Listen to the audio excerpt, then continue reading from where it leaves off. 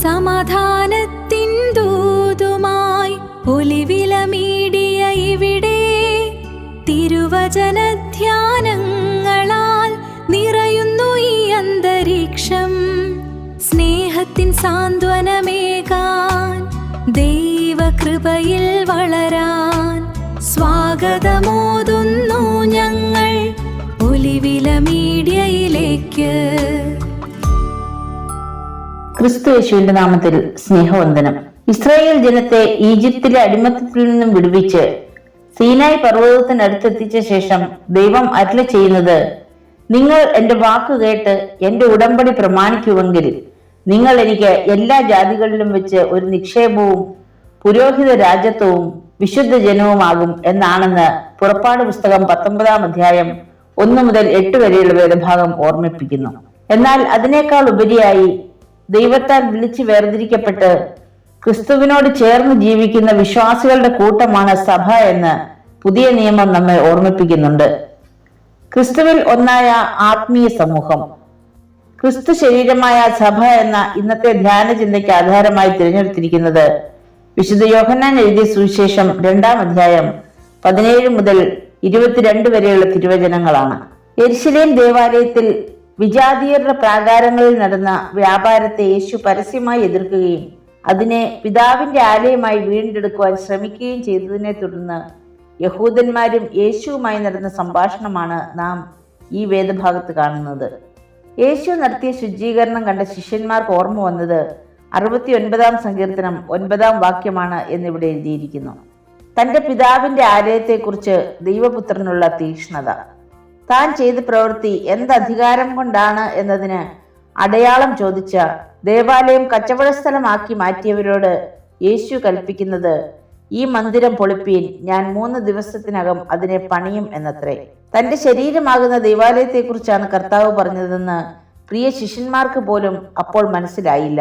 യേശുവിന്റെ മരണത്തിനും ഉയർപ്പിനും ശേഷമാണ് ആ വലിയ മർമ്മം ശിഷ്യന്മാർ മനസ്സിലാക്കുകയും വിശ്വസിക്കുകയും ചെയ്തതെന്ന് ഇവിടെ രേഖപ്പെടുത്തിയിരിക്കുന്നു. 46 വർഷത്തെ പ്രയത്നങ്ങളെ ഓർത്ത് യഹൂദന്മാർ സംശയിച്ചതും യഥാർത്ഥ അർത്ഥം ഗ്രഹിക്കാഞ്ഞതിനാലാണ്. ദൈവാലയം എന്നതിന് പുതിയ അർത്ഥതലങ്ങൾ നൽകുകയാണ് കർത്താവ് ഇവിടെ. ദൈവ സാന്നിധ്യം ഇറങ്ങി ആവസിച്ചിരുന്നത് കല്ലും മണ്ണും കൊണ്ട് കെട്ടി ഉയർത്തിയ ആലയത്തിനുള്ളിലാണ് എന്ന പഴയ നിയമ ചിന്തയിൽ നിന്നും മനുഷ്യ ഹൃദയങ്ങളിൽ വസിക്കുന്ന ദൈവ സാന്നിധ്യം എന്ന പുതിയ നിയമ ചിന്തയിലേക്ക് നമ്മെ നയിക്കുന്നു ക്രിസ്തു.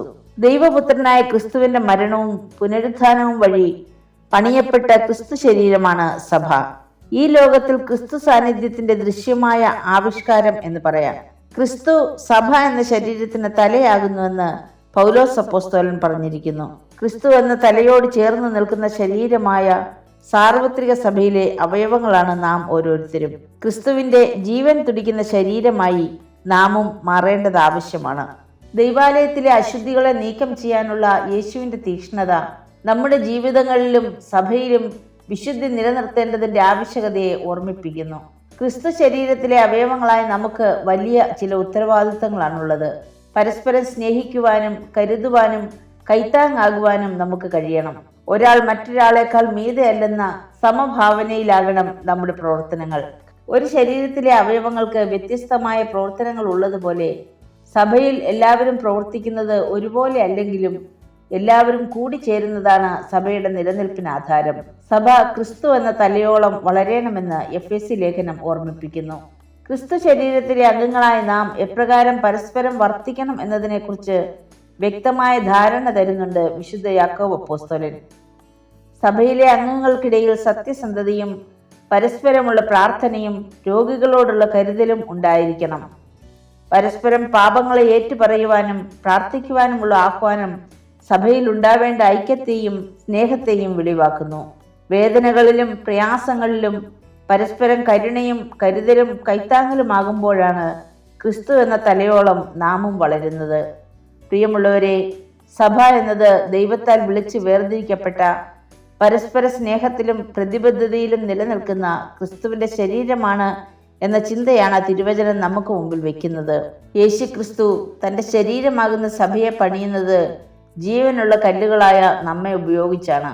ക്രിസ്തുവിന്റെ ഹിതപ്രകാരം ജീവിക്കുവാനും പ്രവർത്തിക്കുവാനും നമുക്കിന്ന് സാധ്യമാകുന്നുണ്ടോ? ക്രിസ്തു ശരീരത്തിലെ അംഗങ്ങളാണെന്ന ബോധ്യം ഇല്ലാതെയായി പോകുന്നതല്ലേ പലപ്പോഴും നമ്മുടെ പ്രവൃത്തികൾ? സഭ നാം ഉൾപ്പെടേണ്ട ഒരു കുടുംബമാണെന്നും നാം ഭാഗമാകേണ്ട ക്രിസ്തുവിന്റെ ശരീരമാണെന്നും ഉള്ള ചിന്തയാണ് നമ്മിൽ ഉളവാകേണ്ടത്. സഭയിലെ അശുദ്ധികളെയും തർക്കങ്ങളെയും ഒക്കെ നീക്കം ചെയ്ത് വിശുദ്ധി കാത്തു സൂക്ഷിക്കുവാൻ നാം ഓരോരുത്തരും ബാധ്യതപ്പെട്ടവരാണ് എന്നത് മറന്നു പോകരുത്. നാം നമ്മുടെ കടമകൾ നിർവഹിക്കുന്നതിലൂടെ അന്ധകാരത്തിലും നിരാശയിലുമാണ്ട ലോകത്തിൽ പ്രത്യാശയുടെ വെളിച്ചം കാട്ടിക്കൊടുക്കുവാൻ സാധിക്കണം. തകർന്ന ജീവിതങ്ങളെ പുനർനിർമ്മിക്കുവാനും നിർജീവ അവസ്ഥകൾക്ക് രൂപാന്തരം നൽകുവാനും ആത്മാവിന് രക്ഷയും സൗഖ്യവും പ്രദാനം ചെയ്യുവാനും ക്രിസ്തു ശരീരമാകുന്ന സഭയുടെ സജീവ പങ്കാളികളാകുവാനും ഈ നോമ്പിന്റെ നാളുകളിൽ നമ്മെ മുറ്റുമായി സമർപ്പിക്കാം. കർത്താവിന്റെ പുനരുദ്ധാന ശക്തിയാൽ നയിക്കപ്പെടുന്ന വിശുദ്ധിയുള്ള ഒരു സമൂഹമായി നമുക്കും നിലനിൽക്കാം. നമ്മുടെ ഐക്യവും പ്രാർത്ഥനയും ലോകത്തിന് മാതൃകയാകട്ടെ. പത്രോസ് അപ്പോസ്തലൻ ഓർമ്മിപ്പിക്കുന്നു, നിങ്ങളോ അന്ധകാരത്തിൽ നിന്ന് തന്റെ അത്ഭുത പ്രകാശത്തിലേക്ക് നിങ്ങളെ വിളിച്ചവന്റെ സൽഗുണങ്ങളെ ഘോഷിപ്പാൻ തക്കവണ്ണം തിരഞ്ഞെടുക്കപ്പെട്ട ഒരു ജാതിയും രാജകീയ പുരോഹിത വർഗവും വിശുദ്ധ വംശവും സ്വന്തം ജനവുമാകുന്നു. പ്രാർത്ഥിക്കാം. കർത്താവേ, നിന്റെ ശരീരമാകുന്ന സഭയിലെ ജീവനുള്ള അവയവങ്ങളായി വിശുദ്ധിയിലും ഐക്യത്തിലും ജീവിപ്പാൻ ഞങ്ങളെ സഹായിക്കണമേ. അവിടുത്തെ പുനരുദ്ധാനത്തിന്റെ ശക്തി ഞങ്ങളിൽ എപ്പോഴും വ്യാപരിക്കുമാറാകണമേ. ആമേൻ.